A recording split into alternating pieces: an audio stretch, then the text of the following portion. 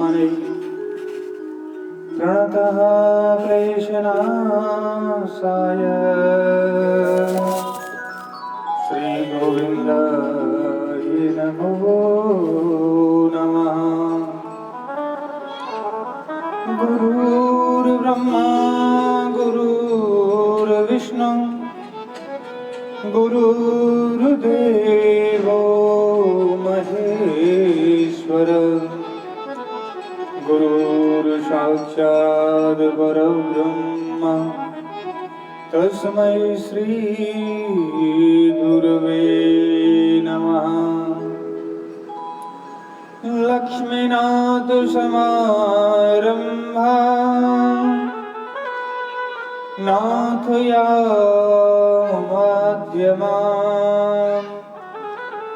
अस्मदाचार्यपर्यन्ताम् वन्दे गुरुपरम्पराम्।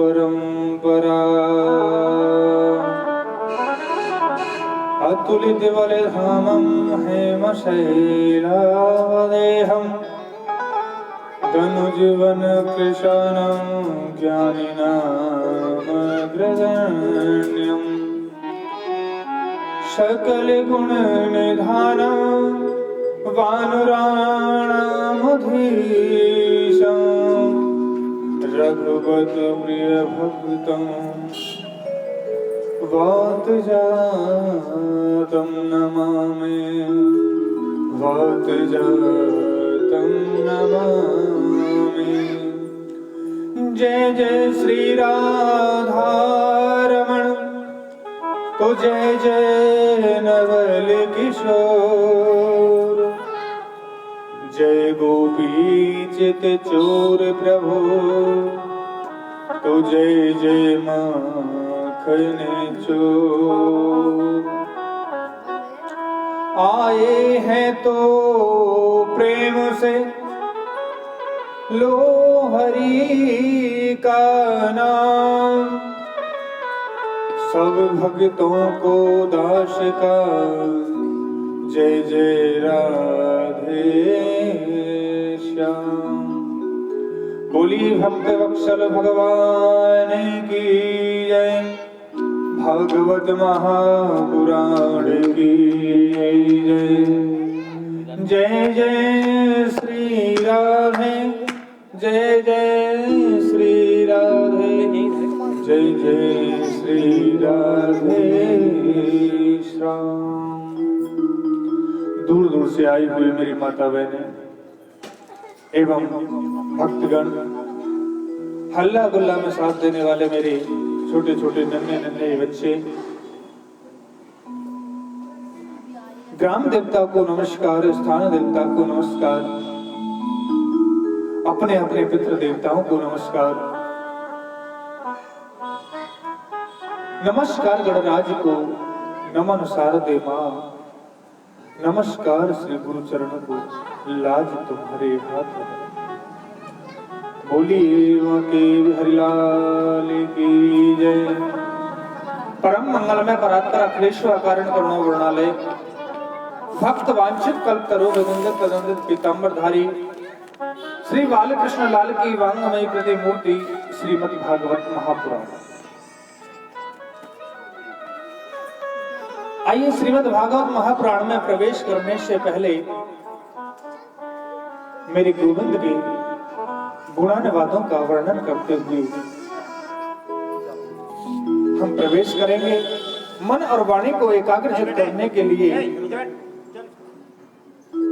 मेरे गोविंद के श्री चरणों में अपने हृदय को लगाते हुए आइए दो समय हरिनाम संकीर्तन। जय जय राधा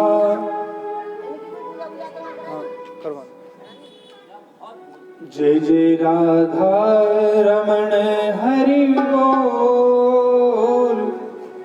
जय जय राधा रमण हरि बोल। जय जय राधा रमण हरि बोल। जय जय राधा रमण हरि बोल। हरि बोले हरि बोले हरि बोल, हरि बोले हरि बोले हरि बोल, हरि बोले हरि बोले हरि बोल, हरि बोले हरि बोले हरि बोल। श्यामा बोल श्यामा बोल श्यामा बोल, श्यामा बोल श्यामा बोल श्यामा बोल, श्यामा बोल श्यामा बोल श्यामा बोल, श्यामा बोल श्यामा बोल श्यामा बोल। जय जय राधा रमण हरि बोल, जय जय राधा रमण हरि बोल, जय जय राधा रमण हरि बोल, जय जय राधा रमण हरि बोल, जय जय राधा रमण हरि बोल, जय जय राधा रमण हरि बोल, जय जय राधा रमण हरि बोल, जय जय राधा रमण हरि बोल।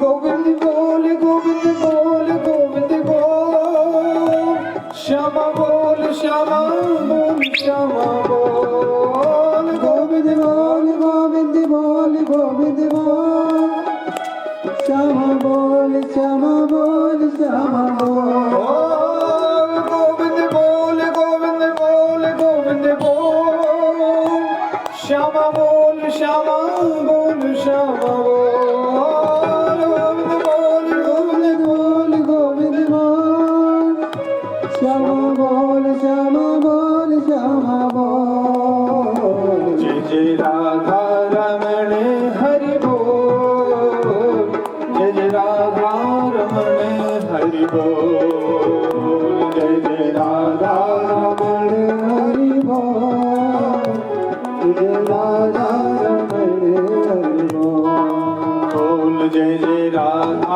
रमण हरि बोल, जय जय राधा रमण हरि बोल, जय जय राधा रमण हरि बोल, जय जय राधा रमण हरि बोल, जय जय राधा रमण हरि बोल, जय जय राधा रमण हरि बोल, जय जय राधा रमण हरि बोल, जय जय राधा रमण हरि बोल। बोली बांके बिहारी लाल की जय, जय जय श्री राधे, जय जय श्री राधे, जय जय श्री राधे।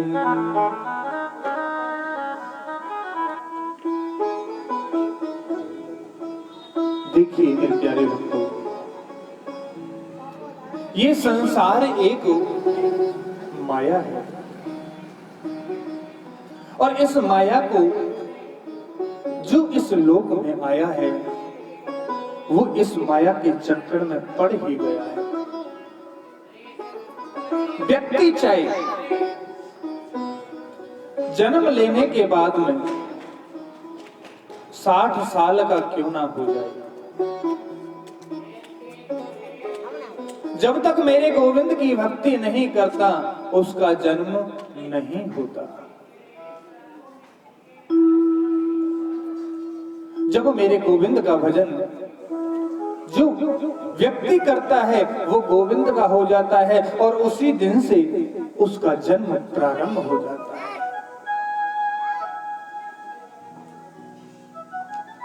श्रीमद् भागवत कथा कोई पोथी नहीं है, कोई किताब नहीं है, कोई पुस्तक नहीं है, ये मेरे गोविंद का साक्षात विग्रह है।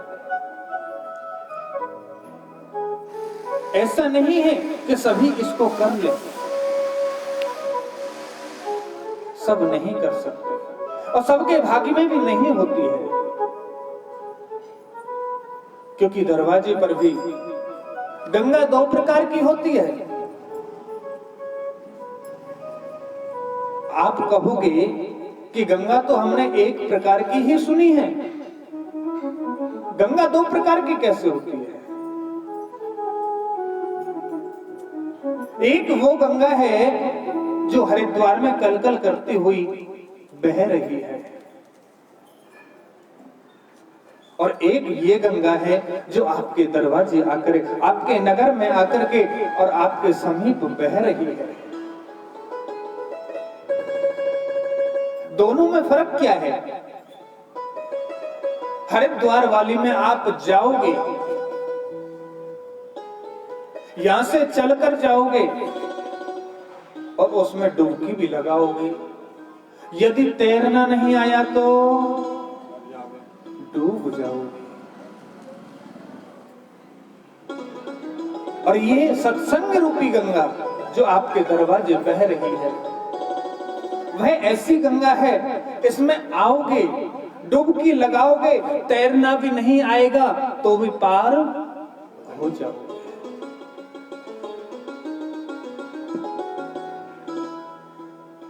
भागवत करने से या कराने का कोई इतना वो नहीं महत्व होता। महत्व किस चीज का होता है? जो कराने वाले हैं उसकी भावनाएं कैसी हैं, सुनने वाले हैं उनकी भावनाएं किस प्रकार की हैं। श्रीमद् भागवत कथा के अंदर 12 स्कंद हैं, 335 अध्याय हैं और 18,000 श्लोक हैं। ये किसने सुनी, किसने कही? क्योंकि हम कोई भी चाहना करते हैं तो हमारे मन में एक ही बात आती है कि महाराज इससे फल क्या मिलेगा, इससे फल क्या मिलेगा। और किसने सुनी है, किसने कही है, हम कैसे प्रमाणित करें? ये हम आपके कहे अनुसार कैसे इसको करें?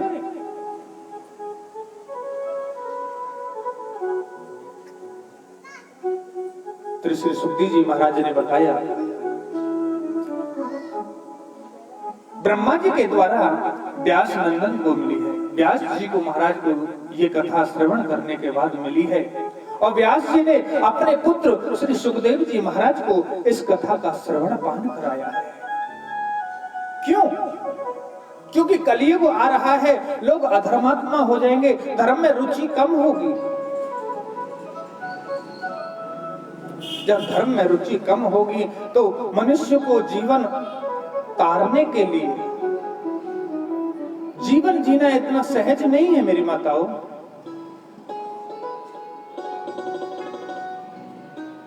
क्योंकि पशु और पक्षी और मनुष्य में अंतर क्या है? अंतर बस इतना ही है कि ठाकुर जी ने हमको सद्बुद्धि प्रदान की है, और पशु को, पक्षी को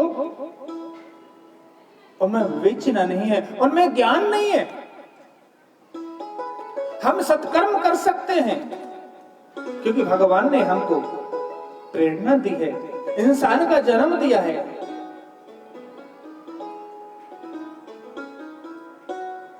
और इसमें आकर के भी हम पशु की भांति खाएंगे, पीएंगे, सो जाएंगे तो उससे कुछ नहीं होना। जब हम गर्भ के अंदर रहते हैं, मां के गर्भ में रहते हैं, तो उल्टे लटके हुए होते हैं। तो वहां कोई आपकी सुनने वाला नहीं है, वहां आपकी कोई सुनने वाला नहीं है, तो फिर तो भगवान से ही मन लगता है। प्रभु आप आओ और इस नरक से निकालो। कहां से निकालो? नरक से। नरक क्या है? मल पड़ा हुआ है, मूत्र पड़ा हुआ है, कीड़े लगे हुए हैं, वही बात है। गोविंद से प्रार्थना करते हैं और गोविंद से कहते हैं, प्रभु मेरे को बाहर निकालो, मैं आपकी भक्ति करूंगा, ऐसी भक्ति करूंगा, ऐसी भक्ति करूंगा कि आप सोचते रह जाएंगे। भगवान भी जानते हैं। आप आ जाओ, समझ आ जाओ। भगवान भी जानते हैं ये मनुष्य है, बड़ा चतुर है, सोच कहता कुछ है और करता कुछ है। आगे आ जाओ।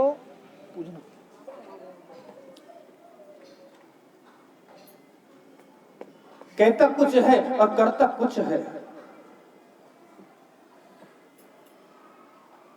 जब मनुष्य भगवान उसको ढकेलता है, मां के गर्भ से धक्का देकर के ढकेलता है और कहता है जा तू संसार में जा।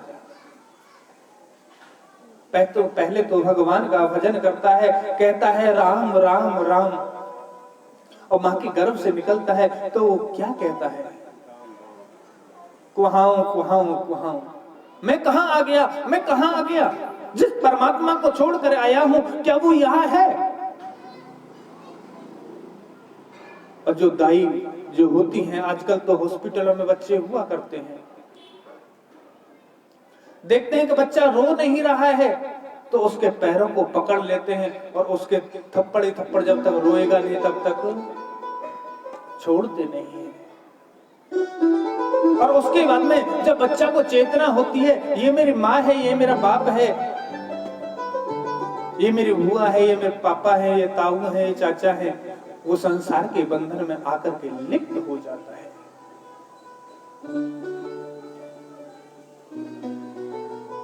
आइए कथा में प्रवेश करते हैं। सच्चिदानंद रूपाय विश्वोत्पत्त्यादि हेतवे तापत्रय विनाशाय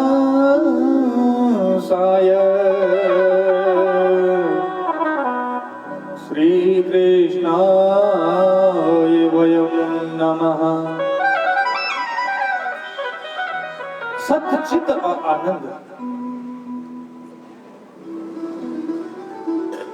सब चीज का उल्टा हो सकता है, सत्य का उल्टा नहीं हो सकता, और चित्त का उल्टा भी नहीं हो सकता, और आनंद का भी उल्टा नहीं हो सकता। सत्य का उल्टा हम करेंगे तो असत्य करेंगे, पर असत्य क्या सही है। आनंद का उल्टा करेंगे तो परमानंद करेंगे, वो भी परमात्मा को मिलता है। दैहिक दैविक भौतिक तापा राम राज काहू नहीं व्यापा। उमा कहूं मैं अनुभव अपना, बिन हरि भगत जगत सब सपना। मेरे गोविंद कहते हैं बगैर भगवान के भजन के इस संसार में कुछ भी नहीं है। भगवान के भजन के सिवा इस संसार में कुछ नहीं है। हम मंदिर जाते हैं, देवालय जाते हैं, ड्यूटी जाते हैं या कहीं भी जाते हैं, बीच में मंदिर पड़ता है तो मंदिर में जाकर के भीतर भी नहीं जाते और बाहर से ही माथा टेक लेते हैं। अरे मेरे प्यारे, यदि भगवान ने आपको सद्बुद्धि दी है तो जूते उतारने के पश्चात आप अंदर भी जा सकते हैं, भगवान के दर्शन कर सकते हैं।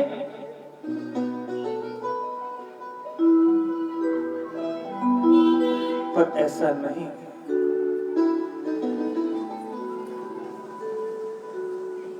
श्री सुखदेव जी महाराज ने बताया कि कलयुग आने वाला है, कलिहाल विहाल भये जब ते, तब ते मति लोगन की बोराई, और उत्तम काम को नीच करें और नीचन को है उत्तमताई। जो सत्कर्म करने लायक हैं वो सत्कर्म नहीं कर रहे, और जो सत्कर्म करने लायक नहीं है वो सत्कर्म कर रहे हैं।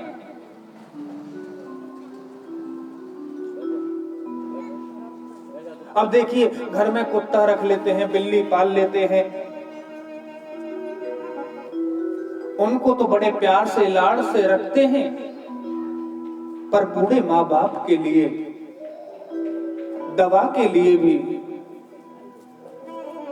सुनते नहीं हैं। माँ तुम तो डेली चिक चिक चिक चिक करते रहती हो।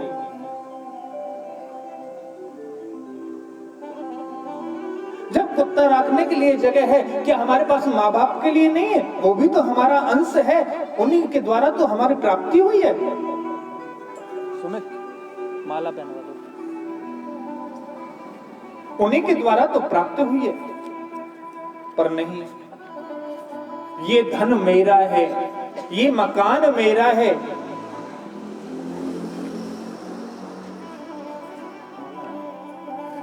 ये मकान मेरा है। अरे प्यारे, जब संसार में आया था, जब इस संसार में लेकर आया था तो क्या लेकर के आया था? मुट्ठी बांधे आया जगत में, हाथ पसारे जाएगा। सबका सम्मान करना सीखो, सबका आदर करना सीखो। कलयुग में कहने को तो बहुत कुछ कहते हैं, तन मन धन सब कुछ है तेरा, तेरा तुझको अर्पण क्या लागे मेरा।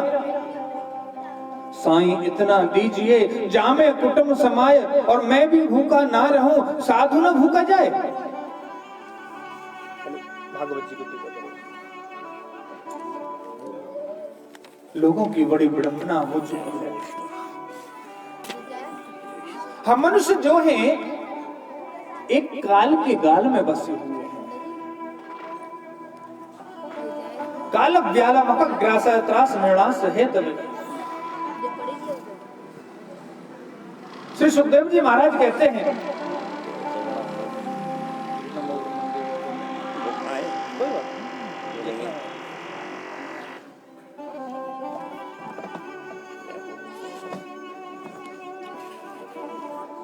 हम काल रूपी गाल में बसे हुए हैं। एक अजगर है और अजगर ने मुख को फैलाया हुआ है, और हम कब तक जीवित हैं? जब तक वो सर्प अपने मुख को बंद ना कर ले। और वो सर्प कहां पर है?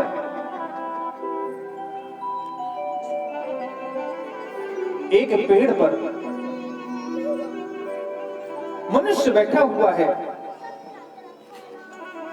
जब पुण्य उदय होते हैं तभी हमको भागवत कथा श्रवण करने के लिए मिलती है।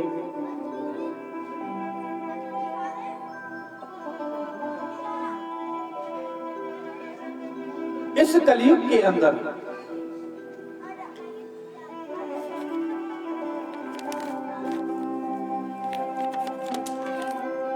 28 प्रकार के 19 साधन बताए हैं। दया, सत्य, तपस्या, शौच, प्रतीक्षा, अच्छे विचार, मन का संयम, इंद्रियों का संयम, अहिंसा, ब्रह्मचर्य का पालन, त्याग, स्वाध्याय, सरलता, संतोष, समदर्शी, परमात्मा की सेवा करना, संसार के भोगों से निवृत्ति करना, अभिमान को त्यागना, और जितना हो सके मौन रहना, और अपने मन के अंदर चिंतन करना, और सबको समभाव समझना। ये मेरा नहीं है तो मैं इसको अपना नहीं समझू, समभाव समझना। भगवान को प्रणाम करना, भगवान की कथा सुनना, कीर्तन करना, प्रभु का स्मरण करना, प्रभु की सेवा करना, नमस्कार करना, और दास्य भाव रखना। अपने आप को मेरे गोविंद को समर्पण कर देना। ये 29 प्रकार के साधन बतलाए हैं। जी सुखदेव जी महाराज इस समय कथा श्रवण करने के लिए, सुनाने के लिए जैसे ही पृथ्वी लोक में आए, जैसे सभी को 88,000 ऋषियों को श्रवण करा रहे थे, उसी समय देवता एक अमृत का कलश लेकर के आई। क्यों? उनसे कहा, देवताओं ने कहा, प्रभु सुखदेव जी महाराज, इस कथा रूपी अमृत को हमको पिला दो, और ये अमृत आप पी लो।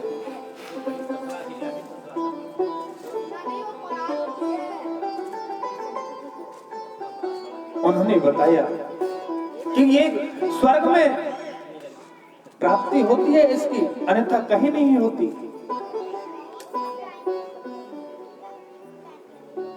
और इसको बहुत लोगों ने पान किया है, वो जीवन पर्यंत तक मरे नहीं है, आज भी जीवित है। जीव में परमात्मा तुम हो, चेतना और प्राण तुम हो। मेरे गोविंद सभी पे कृपा वर्षाते हैं।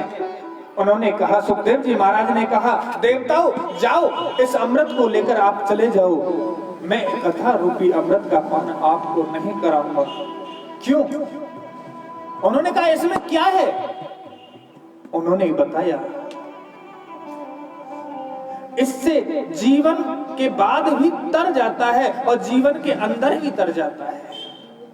उस अमृत को पीने से आपके मृत्यु नहीं हो सकती, पर इस अमृत को पीने से आपकी मुक्ति हो जाती है, भगवान में प्रेरणा हो जाती है, भगवान में मन लग जाता है। देवताओं को आ गया गुस्सा। जब गुस्सा आया तो उन्होंने सोचा, क्या ये किताब इतनी महत्वपूर्ण है, इसका अमृत पान नहीं करा रहे हमको? तो ब्रह्मा जी के पास में गए। वहां जाकर के एक तराजू ली और तराजू में एक पलड़े में मेरे भागवत जी महाराज को रखा, श्रीमद् भागवत महारानी को रखा, और एक पलड़े में सभी शास्त्रों को, सभी ग्रंथों को रखा। उसके पश्चात भी मेरी श्रीमद् भागवत कथा नहीं सुनी।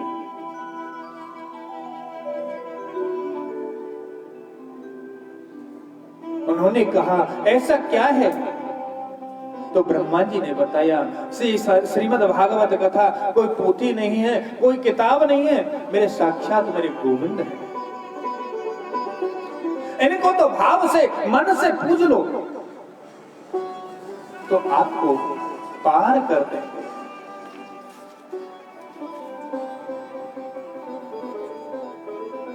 जैसे ही नारद जी महाराज चिरंजीवियों को ये कथा सुनाने के लिए आए, ये क्रमबाई आई है। ये क्या है? भागवत कथा क्या है? कल्पतरु वृक्ष, जैसे कि आम का पका हुआ फल होता है।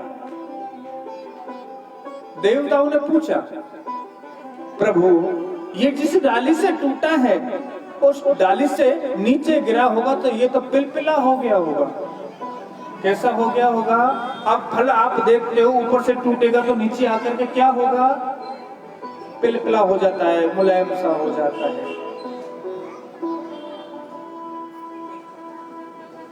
नारद जी ने बताया, ये ऐसे नहीं आई है, ये डाली पर डाली आई है। ब्रह्मा जी से नारद जी ने सुनी, नारद जी ने सोन के ऋषियों को सुनाई, सुखदेव जी को सुनाई, व्यास जी को सुनाई, डाली पर डाली आई है। और किसी फल को धीरे धीरे एक से एक पर जाएगा तो वो कभी खराब होने वाला नहीं है। और ये ऐसी भी कथा है, इसको आप पान करो, आकर के आप बैठ जाओ, इसमें आपको पार कर देंगे।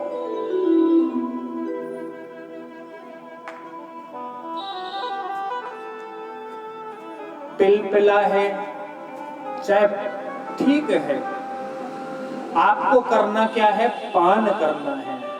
और किसके द्वारा पान करना है? मुख के द्वारा पान नहीं करना है, श्रवणों के द्वारा, कानों के द्वारा पान करना है।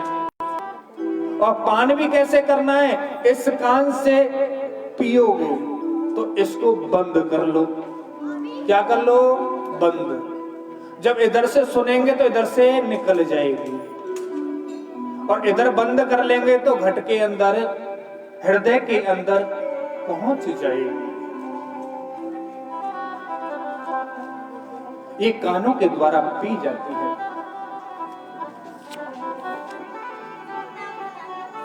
सनकादि ऋषियों ने पूछा, इतनी जल्दी में नारद जी आप कहां जा रहे हैं? अहम तो पृथ्वी यातो ज्ञाता सर्वोत्तमामिति पुष्करं च प्रयागं च काशी गोदावरी तथा हरे क्षेत्रे कुरुक्षेत्रम श्रीरंग सेतु बंधनम एवमादिषु तीर्थेषु भ्रमणायत्रास्तुनः। मैं सभी लोकों में घूमते घूमते पृथ्वी लोक पर आ पहुंचा। और पृथ्वी लोक पर जब नारद जी घूमते घूमते आए, क्योंकि समय शाम के समय में कभी दरवाजा लगाना चाहिए, कभी भी नहीं लगाना चाहिए, क्योंकि शाम के समय मेरे गोविंद आते हैं, नारद जी आते हैं, शंकर भगवान आते हैं, सभी के घरों को देखते हुए जाते हैं किसका दरवाजा बंद है, किसका खुला हुआ है। आज तो भगवान को छोड़ो, चोरों से तो लगाना ही पड़ता है। कभी भी दोनों टाइम मिल रहे हो, उस समय आपको दरवाजे पर नहीं बैठना है, दरवाजे की लाइट जलानी है। चाहे आप छोटा बल्ब लगाओ, बड़ा ना लगाओ, छोटा लगाओ, लगाना जरूर चाहिए। जब वो घूमते घूमते वृंदावन पहुंचे, वहां पर एक युवती बैठी हुई है, तरुण अवस्था है, नई अवस्था है।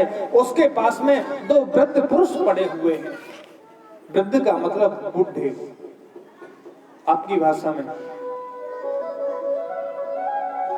और उसके पास में दास दासियां हैं। जब नारद जी को देखा, भक्ति महारानी ने उनको बुलाना चाहा। भो भूषादो क्षण तिष्ठ मच्चिन्तामपि नाशय दर्शनं तव लोकस्य सर्वथा गहनं परम। हे साधु रुको, हे साधु रुको, हे साधु रुको। अब हम कहीं जा रहे हो, पीछे से आवाज कोई दे तो पीछे मुड़कर को तो देखना पड़ता है। नारद जी महाराज ने देखा तो भक्ति महारानी ने उनको बुलाया। प्रभु, देखने लगे इनके पास में तो दास दासियां हैं। पूछने लगे, आप कौन है देवी? और ये दो वृद्ध पुरुष जो पड़े हुए हैं, वो कौन है? उन्होंने कहा, ये जो दो वृद्ध पुरुष जो पड़े हुए हैं, ये मेरे बेटे हैं और मैं इनकी मां हूं।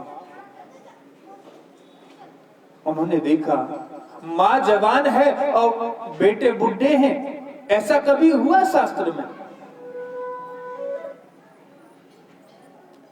हे बात नाथ है लज्जा की, मरने की घोर निशानी है, मरने की घोर निशानी है। हे नाथ बात है लज्जा की, मरने की घोर निशानी है, मरने की घोर निशानी है, मरने की घोर निशानी है, मरने की घोर निशानी।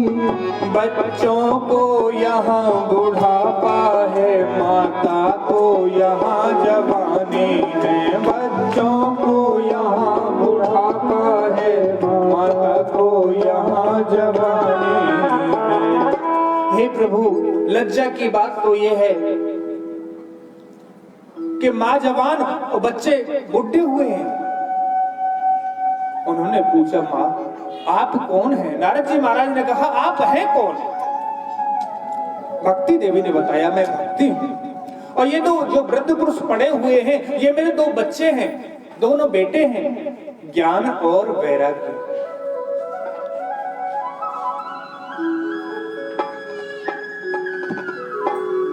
नारद जी महाराज ने पूछा, भक्ति जी ऐसा क्यों? बस बस बस बस ऐसा क्यों?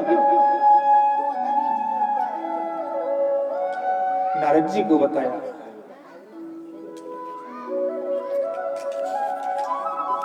वृंदा उत्पन्ना द्रविणे साहं वृद्धे कर्नाटके गता क्वचित् क्वचित् महाराष्ट्रे गुर्जुरे जीर्णतां गतः वृन्दावनपुरः प्राप्य नवीने विस्वरूपिणीं जाताहं युवती सम्यक् कलो केशवप्रीतिनः। मैं उत्पन्न देश में प्रकट हुई, कर्नाटक में मैं बड़ी और कहीं कहीं महाराष्ट्र में मेरे को सम्मान प्राप्त हुआ। गुजरात में आते आते मेरे को बुढ़ापा आ गया और इतनी ही देर में कलयुग आ गया, घोर कलयुग आ गया। उसके प्रभाव से मेरे जो बेटे हैं वो वृद्ध अवस्था को प्राप्त हो गए और मैं तरुण अवस्था हो गई। अब देखिए, वृंदावनस्य संयोगात् तरुणे नवता ग्रह धन्यम वृंदावनम तेन भक्ति नृत्यति यत्र च। वृंदावन के अंदर आप जाओगे, ज्ञान और वैराग्य को कोई नहीं पूछेगा आपसे कि आपके अंदर ज्ञान है, क्या आपके अंदर वैराग्य है, क्या घर को छोड़ के आए हो, क्या आपको शास्त्रों का ज्ञान है, कोई नहीं पूछेगा। क्या पूछेंगे वहां पर? भक्ति है। घर घर के अंदर वहां पर कीर्तन होते हैं, प्रतिदिन कीर्तन होते हैं और जो वहां पर रहने वाले हैं ना, वो सुबह और शाम दोनों समय भगवान का पूजन करते हैं, जप करते हैं, राधा रानी के नाम का जप करते हैं, गोविंद के नाम का जप करते हैं। वृंदावन रास रचायो, शिव गोपी रूप बनायो। वृंदावन में आकर के तो भगवान भोलेनाथ ने भी गोपी का रूप धारण कर लेते हैं और उनका नाम क्या हो जाता है? गोपेश्वर। अच्छा, गोपेश्वर महाराज के दर्शन किस किस ने किए हैं? नहीं? अच्छा, हाँ, कुछ ही हैं। उन्होंने बताया, मेरे पुत्रों को चेतना में कैसे लाया जाए। इनको चेतना नहीं आ रही है तो नारद जी ने बताया, गीता का पाठ करो, महामृत्युंजय कराओ, अन्य अन्य उपाय बताए।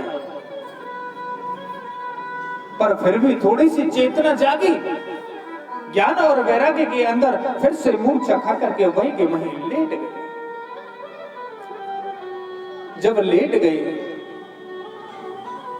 तो नारद जी महाराज ने एक प्रण किया,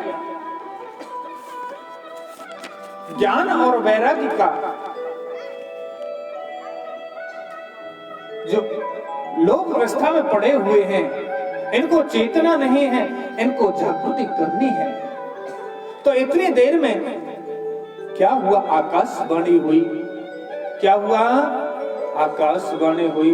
पहले कोई भी घटनाएं हुआ करती थी, अच्छा होता था या बुरा होता था, तो पहले आकाशवाणी से ही पता लगता था। आकाशवाणी हुई और आकाशवाणी में उन्होंने बताया कि आप श्रीमद् भागवत कथा का रसस्वादन करें। आप रसस्वादन कराएंगे तो दोनों की बच्चों की मूर्छा खुल जाएगी, ज्ञान और वैराग्य की मूर्छा खुल जाएगी। अब नारद जी महाराज जा रहे हैं, ब्रज के अंदर जा रहे हैं और जगह जगह देख रहे हैं। क्या देख रहे हैं? कि वहां पर कोई है क्या जो भागवत करने वाला हो। चार भाई हैं, सनक, सनंदन, सनातन, सनत कुमार। चारों भाई में से एक भाई कथा करता है और तीन भाई कथा को श्रवण करते हैं और वो नीचे आके बैठ जाते हैं। तो एक भाई कथा करता है और तीन फिर नीचे आ जाते हैं। बारी बारी से क्रमबद्ध होकर के। और नारद जी महाराज सभी जगह जा रहे हैं, ऋषिकेश, हरिद्वार, सभी जगह घूमते घूमते गए, पर कोई भी उचित नहीं मिला। सब अपने दरवाजे को बंद कर लेते हैं। अरे जब नारद जैसा ज्ञानी वो उपाय नहीं बता सकता, तो हम अज्ञानी कैसे उपाय बता सकते हैं? क्योंकि कलयुग में तो कहा गया है, झूठ ही लेना झूठ ही देना, झूठ है भोजन झूठ चवेना। क्योंकि यहां पर तो पेट भरने के लिए दिन और रात झूठ बोलते हैं। और अब तो ये टेलीफोन और चल गए हैं। हाँ, पहले तो इतना नहीं पता लगता था। और टेलीफोन जब से चले हैं, बताएंगे मैं यहां हूं और हैं कहीं और। ऐसे मेरे गोविंद सनक सनंद सनातन कुमार जी के वहां पहुंचे और जाकर के उनको सारा वृतांत सुनाया। उन्होंने बताया कि आप जाइए नेम सारण्य स्थान में, सुखदेव जी सूत जी महाराज वहां पर विराजमान होंगे और उनके द्वारा आप कथा के कार्यक्रम को प्रारंभ करें। कथा सुनने के पश्चात उनकी मूर्छा खुली और भक्ति महारानी धन्य धन्य करते हुए सभी को आशीर्वाद देते हुए वृंदावन में रह गई और ज्ञान और वैराग्य वृंदावन से चले गए। जब कलयुग में परोपकाराय पुण्याय पापाय परपीड़नो, हम किसी दूसरे की सहायता करते हैं, हमको सुख की स्वानुभूति होती है, सुख का आनंद प्राप्त होता है, मैंने उसके साथ में अच्छा किया। देखिए माता बहनों, झूठ कहां बोलना चाहिए? सबसे पहला, किसी की वहां पर जान जा रही हो, वहां पर झूठ बोल दोगे तो आपको पाप नहीं लगेगा। किसी कन्या का विवाह नहीं हो रहा हो और आपके एक झूठ बोलने से उस कन्या का विवाह हो जाएगा, वहां पर झूठ आपको बोल देनी चाहिए। वो झूठ में झूठ नहीं है, वो झूठ में झूठ नहीं है।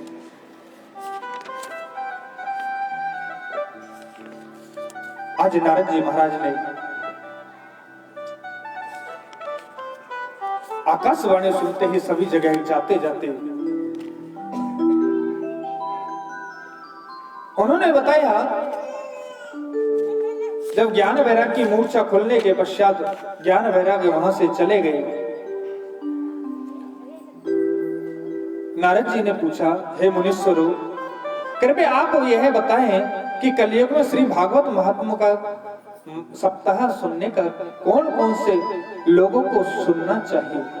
ये मानवा पाप कृतास्तु सर्वदा सदा दुराचारस्य निर्मतः क्रोधाग्नि दग्नास कुटलास्य कामिनः सप्ताह यज्ञेन कलौ कुरुन्ते। जब मेरे गोविंद की आज्ञा से, मेरे गोविंद की कृपा से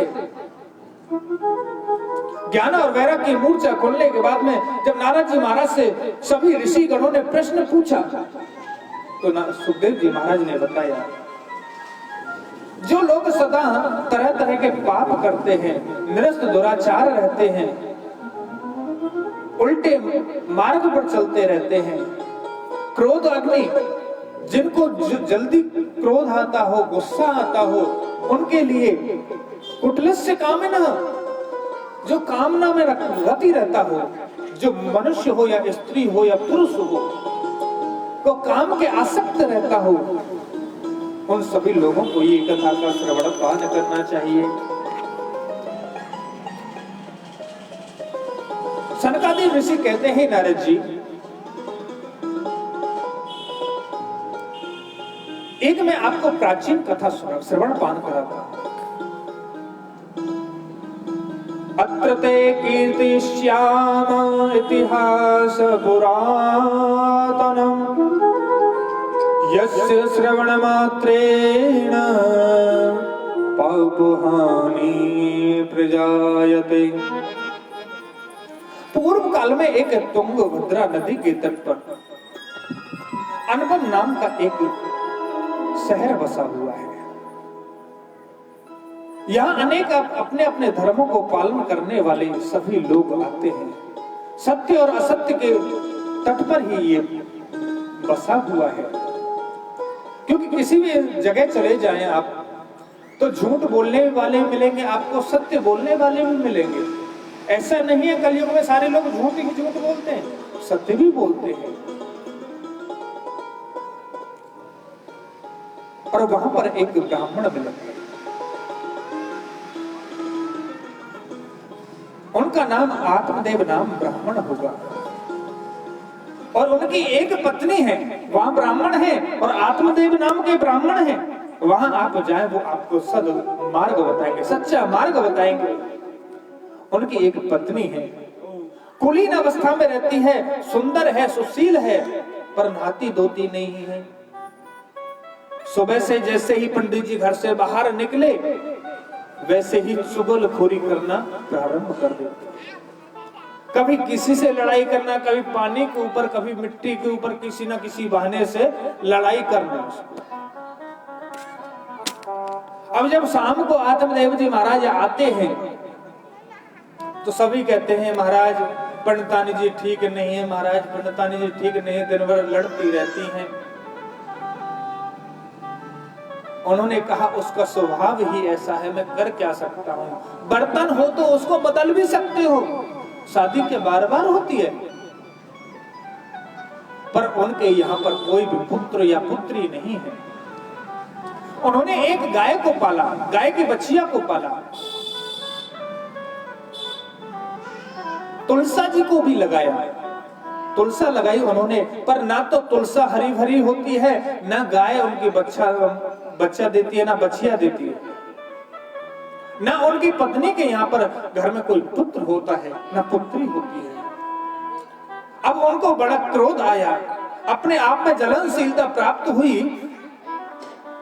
मैं भगवान की इतनी तपस्या करता हूं, पूजा करता हूं, पर मेरे यहाँ संतान नहीं है। और अधिकांश ये सत्य है, जो पूजा पाठ करते हैं उनके पास में कष्ट ज्यादा होते हैं। क्यों? उसका कारण भी है। कारण क्या है कि पूर्व जन्म, हम इस जन्म में तो सोच रहे हैं कि हम अच्छा कर रहे हैं, पूर्व जन्म में क्या पता हमने क्या कार्य किया, किसके साथ गलत किया, किसके साथ अच्छा किया है, तो भोगना तो पड़ेगा ना जी।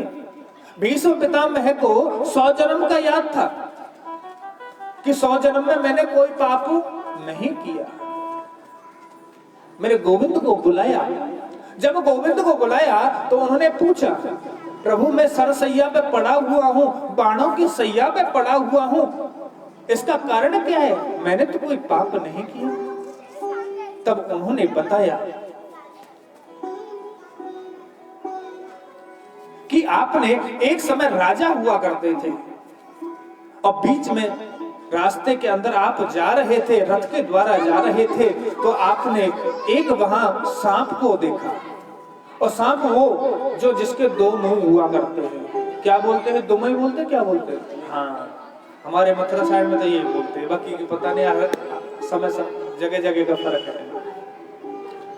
तब वो हट नहीं रही थी, तो आपने अपने कमान से बाण निकाला और वो निकाल करके उछाल दिया। और जो उछाला, आपने पीछे फिर के ये नहीं देखा वो दमई गई कहां, वो सर्प गया कहां। वो एक हिंस में जाकर के फंस गया। धीरे धीरे करके उस सर्प के प्राण निकले, रुधिर निकलना प्रारंभ हुआ। अब आप देख लीजिए भीष्म पितामह जी, आपका भी धीरे धीरे ही रुधिर निकल रहा है, आपका जो खून है वो धीरे धीरे ही निकल रहा है।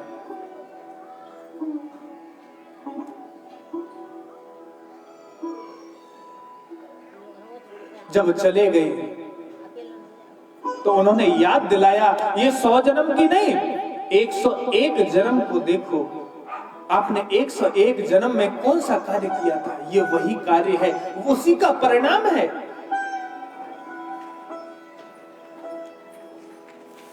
आज ब्राह्मण दुखी था, आज उनको अपने आप में गिलानी हुई कि मेरे को तो मर जाना ही ठीक है, क्योंकि मेरे जल को तो मेरे पितर भी नहीं लेंगे। जो घर के कुल के देवता होते हैं, पितर होते हैं, वो जल ग्रहण नहीं करेंगे, क्योंकि मेरा वंश आगे चलने वाला नहीं है।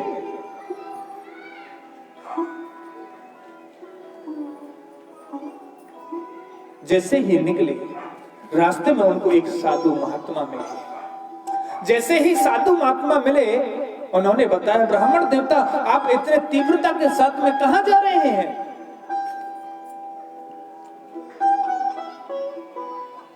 उन्होंने बताया, मैं अपने शरीर को त्यागने के लिए जा रहा हूं। और क्यों? मेरे कोई पुत्र नहीं है। क्या नहीं है? पुत्र नहीं है। क्या संसार में पुत्र एक ऐसी चीज है उसके बगैर कुछ नहीं हो सकता? कथम विप्रवर रोदसु चिंता का अग्नियत, रो नहीं। अब तो साधु महात्मा के पैर पकड़ ले। माताओं की खास आदत होती है, कोई बाबा जी आ जाए ना, भैया तेरे यहाँ ये कष्ट है, हाँ पढ़ो, बाबा जी तुम सही कह रहे हो। उन्होंने बताया। अब तो ब्राह्मण देवता ने साधु महात्मा के पैर पकड़ लिए। प्रभु या तो आप मेरे को आशीर्वाद दो, पुत्र का आशीर्वाद दो, नहीं तो मैं अपने शरीर को त्याग दूंगा। शरीर को त्याग दूंगा। साधु महात्मा ने उनको बहुत समझाया।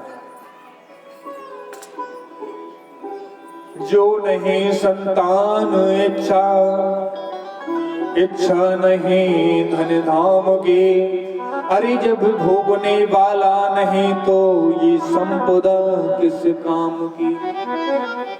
जब भोगने वाला नहीं है इसको, मैं इस संपदा को इकट्ठी करके करूंगा क्या?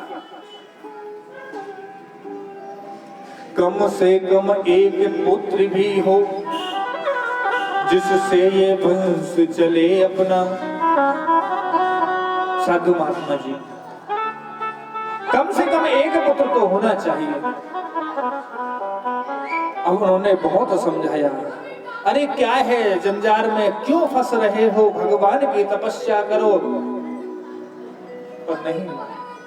जब नहीं माने तो साधु बाबा ने अपने एक झोली में से फल निकाला और फल निकाल करके पंडित जी महाराज को दे दिया। किसको दे दिया? पंडित जी महाराज को।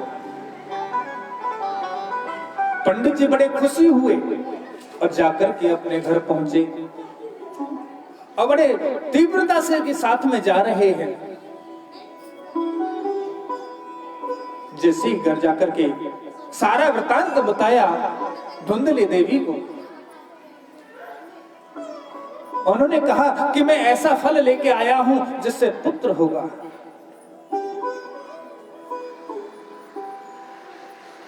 धुंधली सोचने लगी, धुंध धुम करोती धुंधली, जिसकी धुंध बुद्धि हो, मंद बुद्धि हो, उसको कहते हैं धुंधली।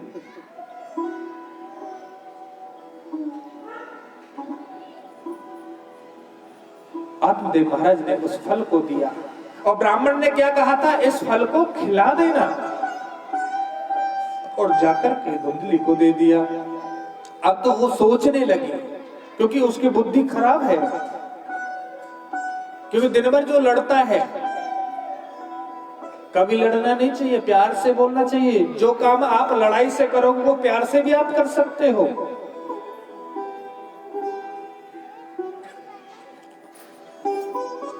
अब तो जैसे ही फल को देकर के वहां से चले गए, विचार करने लगी, यदि मैं इस फल को खा लूं,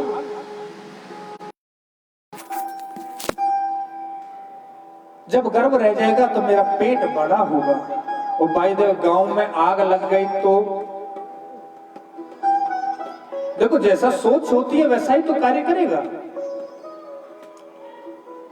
फिर सोचने लगी, यदि गांव में चोरी होने लगी तो चोर तो मेरे को पकड़ लेंगे, मैं चल नहीं पाऊंगी, कुछ खा नहीं सकती। ये बात उन्होंने अपनी बहन से कही। जब ये बात बहन से कही, बहन ने कहा मेरे भी 6 बच्चे हैं और 7वां बच्चा होने वाला है। अब आपका भाग्य है, आपके यहाँ पर धन की परिपूर्णता है, आपके यहाँ बच्चे नहीं है, मेरे यहाँ बच्चे हैं, पैसा नहीं है।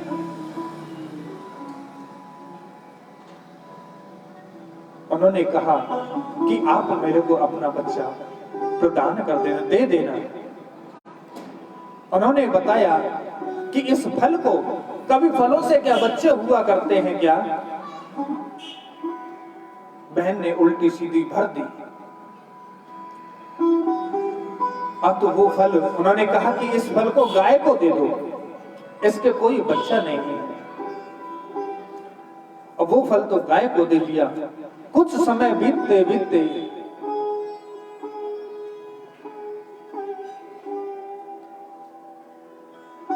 देवी धुंधली जी ने कहा कि मैं गर्भवती हूं, आप मेरे से थोड़ा दूर रहा करें।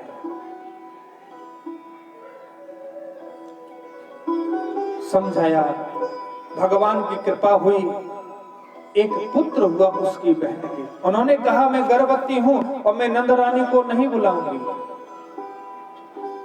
क्योंकि नंद पता नहीं चोटी होती है।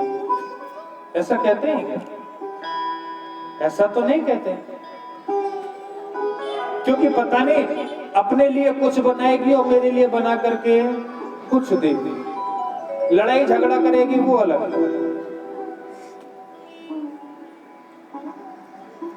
अब कुछ समय बीता, उन्होंने कहा कि मैं अपनी बहन को बुला लेती हूं। उन्होंने अपनी बहन को बुला लिया, बहन का बच्चा ले लिया और कुछ समय बाद एक गाय से जीव का प्रादुर्भाव हुआ। पूरा शरीर मनुष्य की तरह है, केवल कान उसके गाय की तरह है। उन्होंने पूछा कि ये बालक हुआ है, इसका क्या नाम रखे? धुंधली देवी ने कहा कि 9 महीने मैंने गर्भ में रखा है, तो मैं इसका नामकरण करूंगी। आत्मदेव जी महाराज बोले कि मैं इसका नामकरण करूंगा। मेरा नाम आत्मदेव है, इसका नाम परमात्मा देव रखूंगा।